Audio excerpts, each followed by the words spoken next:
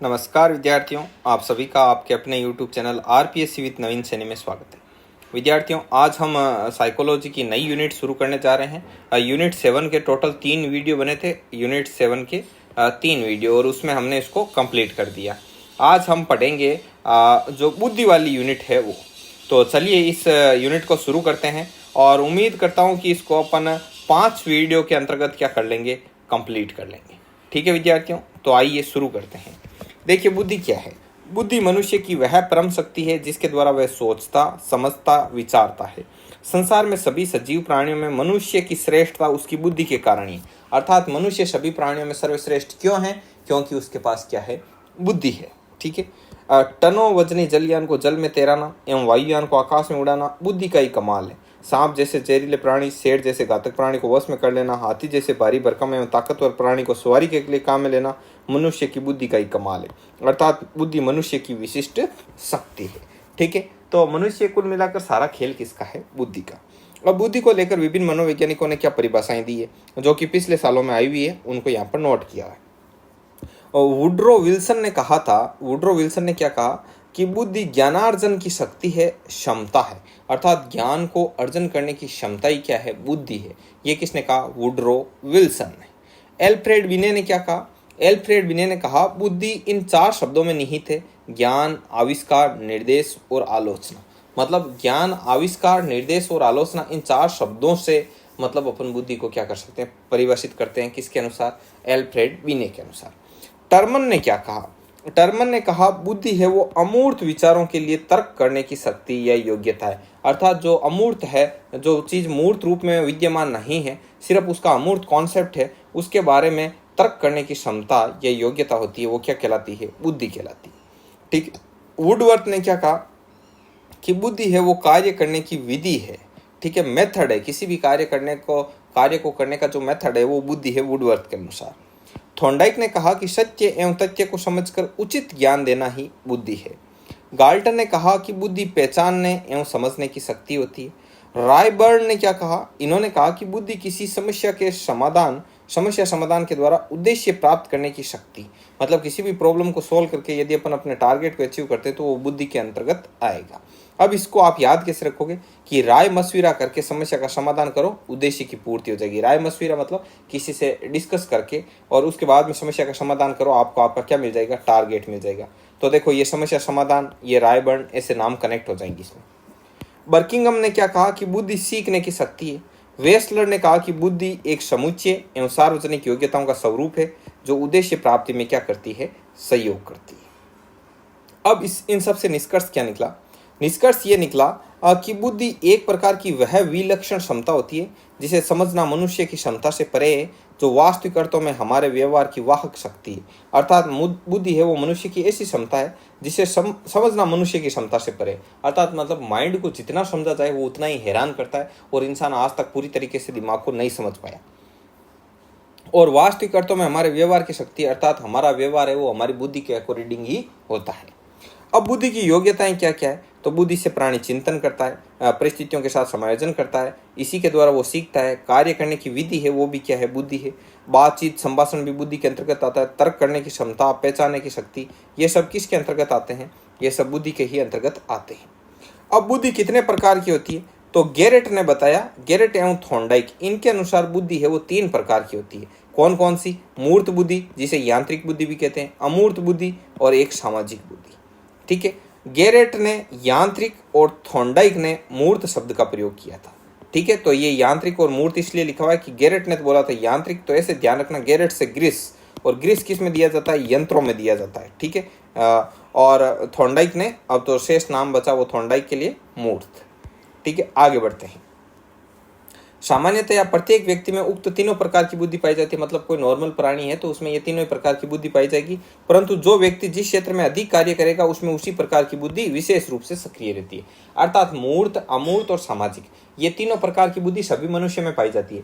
अब लेकिन जो मनुष्य जिस क्षेत्र में ज्यादा कार्य करेगा, मान लो कोई अमूर्त के क्षेत्र में ज्यादा कार्य कर रहा है, जैसे मैथमेटिक्स वगैरह इधर पढ़ रहा है मान लो, तो उसका इसमें शार्प हो जाएगा। जैसे कोई मूर्तियां बना रहा है तो वो मूर्त बुद्धि के अंतर्गत आ रहा है। ठीक है। और तो ये सब क्या हो जाएगा? तो वो मूर्त में चला जाएगा। कोई नेता लोग है, पब्लिक स्पीकर है, तो उसमें सामाजिक बुद्धि तीव्र हो जाएगी। आगे बात समझो। अब देखो पहला पढ़ते हैं, यांत्रिक, मूर्त और गामक बुद्धि। तो इसे यांत्रिक, मूर्त और गामक भी कहा जाता है। ये बुद्धि जो कि यंत्रों के क्षेत्र में सर्वाधिक उपयोगी होती है उसे यांत्रिक बुद्धि कहते हैं। विशेष रूप से इंजीनियर, मिस्त्री, ड्राइवर में इस तरह की बुद्धि अधिक सक्रिय होती है। अब आगे आती है अमूर्त बुद्धि। अमूर्त बुद्धि क्या होती है? अमूर्त बुद्धि को शाब्दिक बुद्धि भी कहा जाता है। तो इसमें क्या आएगा? तो इसमें आएगा आपके कि बुद्धि का वह स्वरूप जो शब्दों को पढ़ने, लिखने एवं समझने में सर्वाधिक योगदान देता है, तो ये अमूर्त बुद्धि होती है। तथा शब्दों के क्षेत्र में कार्य करने वाले शिक्षक, लेखक, विद्यार्थी, संवाददाता, साहित्यकार, उन सब में कौन सी बुद्धि सर्वाधिक ये सक्रिय रहती है? अमूर्त बुद्धि अधिक सक्रिय रहती है। आगे बढ़ो, आगे आते हैं सामाजिक बुद्धि। तो सामाजिक बुद्धि होती है सामाजिक वातावरण में हम लोग जिस बुद्धि के द्वारा बातचीत या व्यवहार करते हैं तो वह बुद्धि सामाजिक बुद्धि होती है। विशेष रूप से राजनेता हुए, समाज सेवी हुए, व्यापारी हुए, समाज सुधारक एवं सामाजिक कार्यकर्ता में इस प्रकार की बुद्धि सर्वाधिक सक्रिय रहती है। आगे बात समझ में? नेक्स्ट, अब बुद्धि का मापन किस किस प्रकार से होगा? तो इसमें से बहुत क्वेश्चन बनते हैं अच्छे अच्छे। कैसे कि बुद्धि के मापन की दिशा में सबसे पहला कार्य किसने किया? विलियम वुंट ने। तो ये कंसेप्ट ध्यान में रखना कि बुद्धि के मापन के लिए सबसे पहले कार्य किसने शुरू किया? William Wundt. इनके द्वारा स्थापित मनोविज्ञान की प्रयोगशाला जो कि लिप्जिंग नगर जर्मनी में है, 1879 में स्थापित की। तो विलियम वुंट ने मनोविज्ञान की प्रयोगशाला सर्वप्रथम कहाँ और कब स्थापित की? आगे बात के साथ शुरू हुआ, लेकिन व्यवस्थित रूप से इसके लिए कार्य करने वाले पहले व्यक्ति थे फ्रांस के विद्वान एल्फ्रेड बीने। तो अब देखो व्यवस्थित रूप से पूछे तो किसका आएगा? एल्फ्रेड बीने का, जिन्होंने अपने मित्र साइमन के साथ मिलकर के कई वर्षों तक इसके लिए कार्य किया। इसीलिए वो आता है बीने साइमन लिखा हुआ। आगे बात समझ में, क्योंकि साइमन इनके क्या थे? मित्र थे। आगे बढ़िए विद्यार्थियों, अब देखो बीने और साइमन ने 1904-5 में, ये सन बहुत इंपॉर्टेंट है, में जो बुद्धि का मापन परीक्षण दिया उसे बीने साइमन परीक्षण के नाम से जानते हैं। और इसमें कुल 30 प्रश्न थे, परंतु ये परीक्षण असफल रहा। तो बीने साइमन ने सबसे पहले 1904-5 में बीने साइमन परीक्षण दिया और इस परीक्षण में कुल 30 प्रश्न थे। आगे बात समझ में, अब आगे बढ़ो। एल्फ्रेड बीने ने 1908 ईस्वी में, एल्फ्रेड बीने ने ही 1908 ईस्वी में सबसे पहले मानसिक आयु शब्द का प्रयोग किया। तो ये क्वेश्चन भी कई बार पूछा गया कि मानसिक आयु शब्द का प्रयोग सर्वप्रथम किसने किया? तो एल्फ्रेड बीने ने किया। कब किया? 1908 में किया। आगे बढ़ो, जो कि बुद्धि के मापन के क्षेत्र में एक क्रांतिकारी कार्य था। नेक्स्ट, एक व्यक्ति या बालक की मानसिक आयु से अभिप्राय है उसकी वास्तविक आयु के समय कार्य करने की क्षमता से। मतलब जैसे मानसिक आयु का मतलब ये होता है कि जैसे एक 10 साल का है तो रियल में उसकी आयु 10 साल है, तो ये तो है उसकी वास्तविक आयु। अब वो यदि 15 साल की आयु के बच्चे का जो कार्य है उसको संपन्न कर देता है, जैसे 15 साल का बच्चा जो कार्य कर सकता है उसको यदि ये 10 साल वाला कर दे तो उसकी मानसिक आयु कितनी काउंट होगी? तो उसकी मानसिक आयु होगी 15। आई बात समझ में?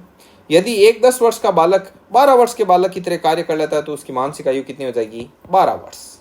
आगे बढ़ो, मानसिक आयु शब्द का उपयोग करते हुए विलियम स्टर्न ने बुद्धि मापन के लिए मानसिक आयु बटा वास्तविक आयु नामक सूत्र दिया 1912 में।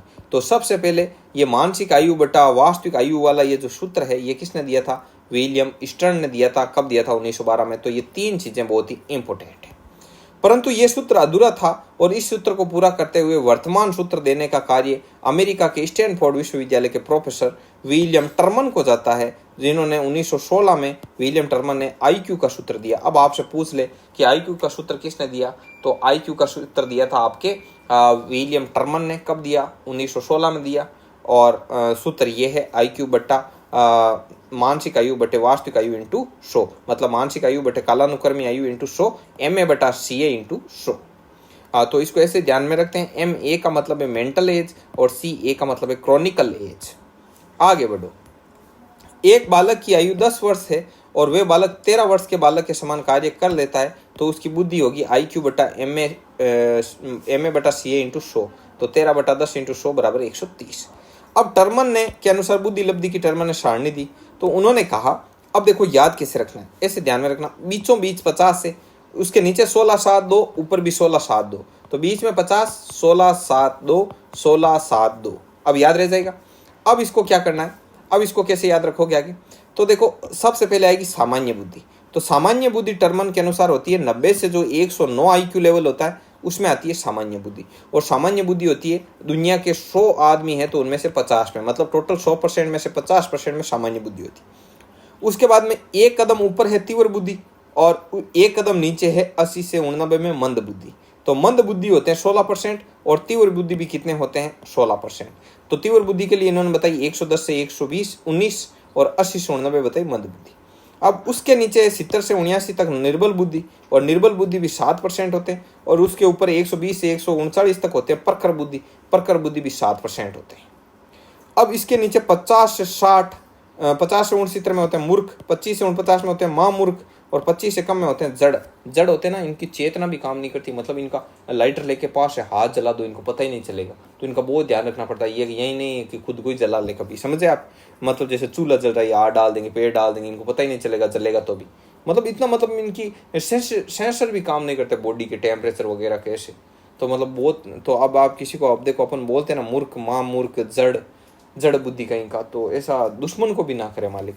ठीक है, तो ये 2% होते हैं। और टॉप मोस्ट 140 या अधिक से वाले भी कितने होते हैं 2%। तो क्रो एंड क्रो ने अपनी ओर से बुद्धि को स्पष्ट करते हुए कहा, तो देखो क्रो एंड क्रो के अनुसार प्रतिभाशाली बालक वे होते हैं जिनकी बुद्धि 130 या अधिक होती है, जबकि टर्मन ने प्रतिभाशाली की मानी 140 से अधिक। तो टर्मन के अनुसार पूछे तो प्रतिभाशाली होंगे आपके 140 से अधिक वाले, प्रतिभाशाली 140 से अधिक वाले। और यदि क्रो एंड क्रो के अनुसार पूछा जाए, क्रो एंड क्रो के अनुसार, तो प्रतिभाशाली में आएंगे आपके 130 से अधिक वाले। ठीक है, आगे बात समझ में, 130 से अधिक वाले। अब इसके अलावा अब जैसे मंद बुद्धि 80 से 89 मान लिया किसने, टर्मन ने। ठीक है, जबकि क्रो एंड क्रो ने माना 70 से कम वालों, इन्होंने मान लिया 90 से कम वालों को, अर्थात 80 से 89 वालों को, जबकि इसने माना है 70 से कम वालों, क्रो एंड क्रो ने। तो ये ध्यान में रखना। तो आज के वीडियो में बस विद्यार्थियों हम इतना ही पढ़ेंगे। ये अपना क्लास नंबर 1 थी बुद्धि वाली यूनिट की। ठीक है, तो अब आगे क्लास आती जाएगी और 5वीं क्लास आपकी अंतिम क्लास रखेंगे आई थिंक, जितना मेरा प्रयास है। ठीक है विद्यार्थियों, और भी यदि आपको कोई क्वेरी हो तो आप इन नंबरों पर अपना नाम और अपना डिस्ट्रिक्ट का नाम लिख के सेंड कर सकते हैं। इसके अलावा यदि आप ये PDF प्राप्त करना चाहते हैं तो टेलीग्राम चैनल का जो लिंक है वो डिस्क्रिप्शन में दे रखा है, वहाँ से आप हमारे टेलीग्राम चैनल को ज्वाइन कर सकते हैं। तो मिलते हैं नेक्स्ट वीडियो में विद्यार्थियों, तब तक के लिए जय हिंद, जय भारत।